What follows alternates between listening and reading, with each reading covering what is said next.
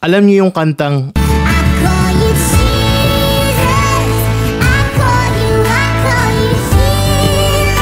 interesting yung chord progression nito. Kadalasan kasi sa praise and worship songs, umiikot lang yan sa tinatawag nating Ionian or major scale.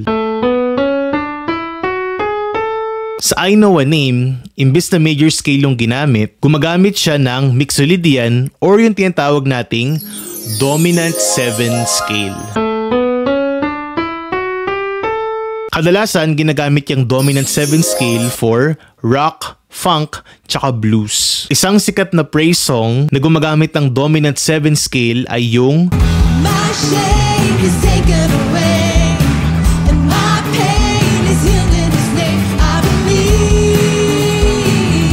Dinig nyo ba kung gaano ka-epic tsaka adventurous yung tunog niya? Ngayon, i-compare natin yung major scale tsaka yung dominant 7 scale. Kung makikita ninyo sa key of A, ang pinakapagkakaiba nila ay yung 7th degree. Sa A major ay G sharp, sa A dominant 7 ay G. Kung gusto mo gawing dominant 7 yung major scale mo, i-flat nyo lang yung 7th note ng major scale na yun. Ngayon, i-compare natin yung tunog ng I Know a Name. Isang major scale, isang dominant 7 scale. I call you Jesus, I call you healer, risen and reigning in power. Something comes out of the grave.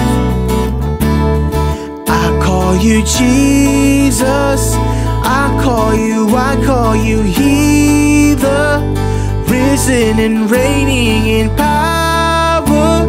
Something comes out of the grave every time I call your name.